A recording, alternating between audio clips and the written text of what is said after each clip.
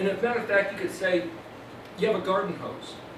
Okay, now with the garden hose, nothing is watered except through the conduit of this water hose.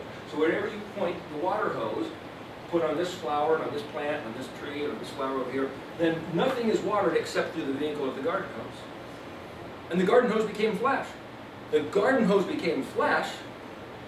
Now that's kind of weird. But if the tool, like the garden hose, became flesh, oh, that's Yeshua. Wait a minute. He was Elohim, but he was with Elohim. That he's not Elohim? Okay, let's back up and I'll solve the riddle here for you. There's this concept in Hebrew known as the Ein Sof. So in English, we have Ein, A-I-N. Does anybody know what that means? Sounds foreign, doesn't it?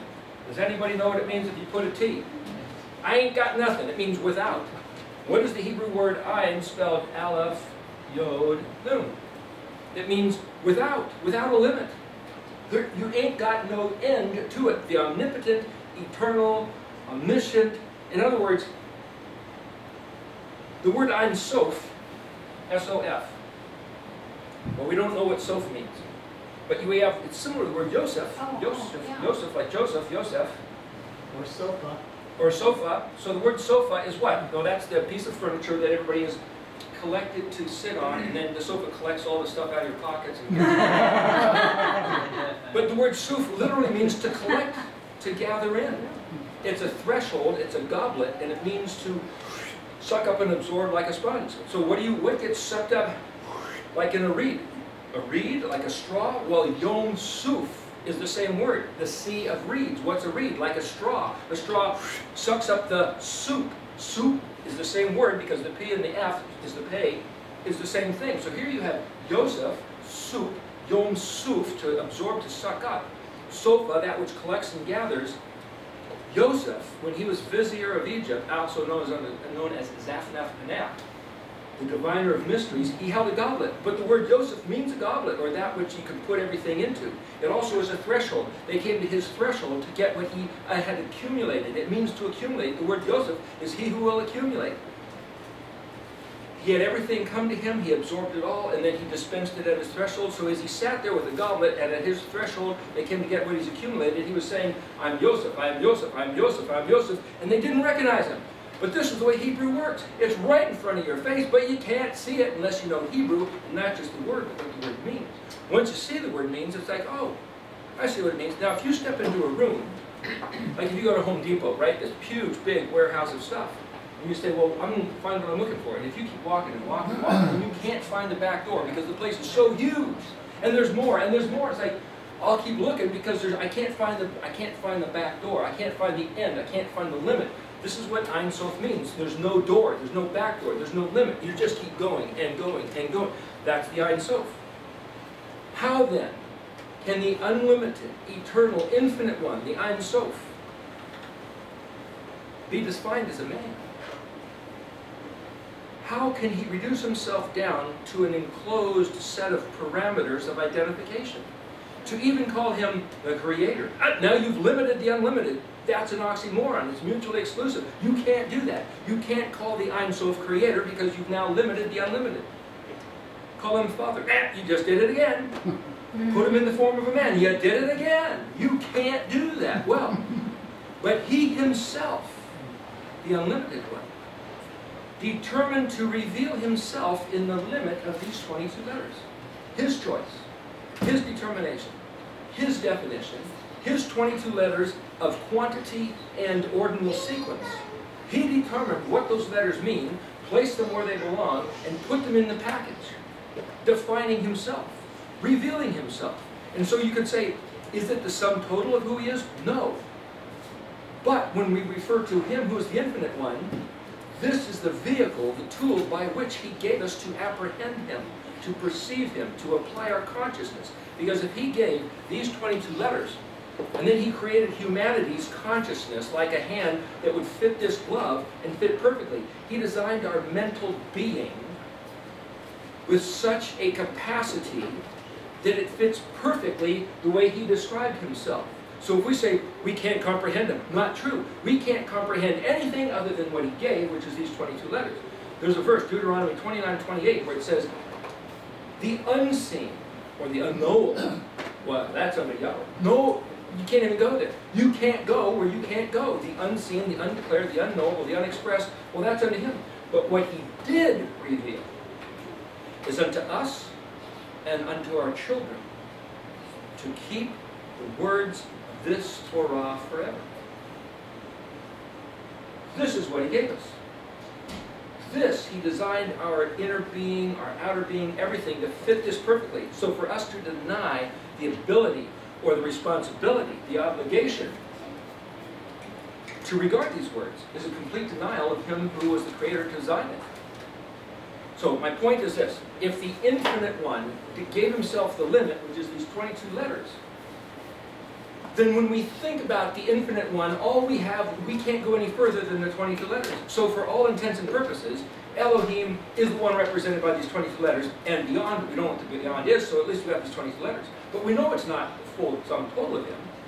We know it's just what he gave us. So this, which is what was with him, for all intents and purposes, is him, though we know it's not the sum total of him. So the alphabet fits the riddle that it was with Elohim, yet it was Elohim. And that through the vehicle of these 22 letters, like the garden hose, all things were made through these 22 letters. Because when he spoke with these letters, these words, and created the entire physical universe. And these letters are not just words, but these letters are concepts and are aspects and are much more than simply a letter. Aleph is much more than an ox, especially if it's his plan and his purpose. But like an ox, ox is the plowing animal, otherwise known as Aleph, otherwise known as a boker. The interesting thing about boker is the morning that when it breaks open, a boker is the word for a plowing animal, which would be an ox or a cow, which is where we get the word vaquero in Spanish, which would be cowboy, which is vaca, which would be cow, and where you get the word buckaroo. It comes from Hebrew boker, which I never knew before. You know, buckaroo, that's Hebrew. Anyway, the point is, it's an animal that breaks things open. It's plowing. The reason why they use an ox for a plow is because a donkey or having your dog pull the plow, or it'll stray. But an ox, you yoke it up, you put a mark at the end, like the letter Tav, which is the mark, it's the end of the line, and you yoke him, and he pulls a straight line until he gets to the end. That's what you do with an ox. So what Yahweh did with the letter Aleph, he says, okay, here's the plan. You set this thing in motion, and it's going to go through, and it ain't over until it's over. Yeshua said, until heaven and earth pass away, not one jot or tittle will be removed from the law until all these things be accomplished. The Israelites were supposed to go into the land. He had everything set up like dominoes. He said, okay, the Canaanites are scared to death of you guys. Though they didn't know it, they were scared to death of the giants. He said, I've set this whole thing up. You guys are going to come in and just roll these guys over. And the Israelites said, there's no way. We will fail. We're like grasshoppers in their eyes. We'll be scorched like bugs. Let's just go back to Egypt. Did you bring us out here that our children would be ravaged and pillaged and die in the desert? Is that what you did to us, Yahweh? And Yahweh says, because those words came out of your mouth, and because you refused to yield your stiff-necked rebellion against me, then according to your very words is what will befall you. Except the children who you thought would become terrorized and pillaged and ruined by these giants, they will come into the land, but your bodies will die in the desert, just like you accused me of bringing out here to do. At your mouth, so be it. Wow, does it work that way? Is that the mechanics of the universe? That our mouth, we can declare what should be the case, even if it's counter to what Yahweh said? But if we speak the words according to what Yahweh said, what if we could make it happen because we simply align with Him? He's already declared it to be, and if we say, yep, looks good to me, let's go with that, what did He say? This is what He said. So what I'm suggesting is, instead, if we go against what He said and make up our own rules about how we're afraid and how, oh, they're going to get us, oh no, they're going to get us, and Yahweh said, I'll protect you. No, but they're big and strong, they're giants, they're going to get us. I will take care of you. If you're my people, if you walk in my ways, keep working this commandment, this covenant, and the testimony of Yeshua, yeah, but those guys are, okay, quit saying that, or they will get you. Look at the book of Revelation. Those who will be spared from the occasion of the big problem, called the tribulation or the whatever might happen, those who keep the commandments of the covenant and the testimony of Yeshua. Because the testimony of Yeshua, there's three different ways to read that. One, the testimony of Yeshua. I swear that Yeshua is the Messiah who came to earth, was crucified, and rose from the dead. Two, the testimony of Yeshua is the testimony that Yeshua had, which is He walked in power and strength. walking in power and strength to keep the Torah. But the third way to read that is the testimony of Yeshua. What is Yeshua? Yah's Shua. Yah's help, salvation, deliverance, and redemption. What is the testimony or the ayin dalet of Yahweh's redemption and deliverance? He said, if you keep my ways and trust me, I will save you. That is the testimony of Yah's salvation. Believe his words, what he gave to his people. And if we say, but we're scared, these giants are big, we've just talked ourselves out of his salvation. So there's 3 different ways to read. Shalom. Oh, shalom. Thank you. We'll have to catch you on the internet. That's okay. Well, 3 different ways to read that, but if we read it one way, we think we know the answer and we miss the other 2 ways. So this is what I'm saying.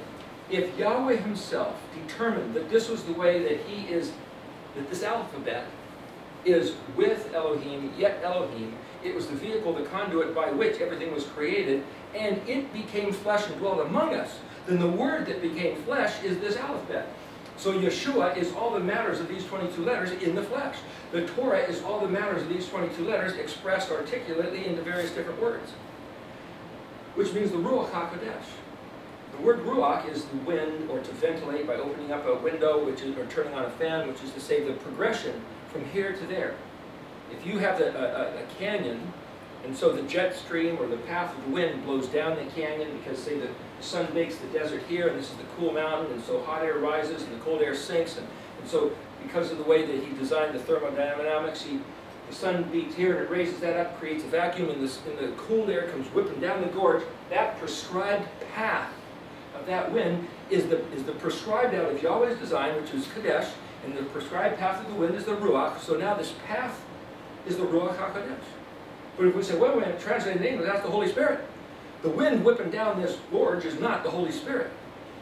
It's how you look at the letters compared to how you look at the words. So what you can say is the way he designed everything to go from here to there, according to his plan, and to be accomplished, which is Aleph through Tav, according to Bet, Gimel, Dalet, Hey, Vav, Zayin, so forth and so on, then I could say with confidence, with a logical deduction, that going from Aleph through Tav is the Ruach HaKodesh. It's the Kadosh prescribed path from Aleph getting to Tav. Well, if somebody says, yeah, but the Ruach HaKodesh, that's the Holy Spirit, he's the third person of the Trinity, how does that fit the third person of the Trinity? It's 2 different mindsets. But if there's 22 letters, each in this sequence, then the Ruach is actually understanding the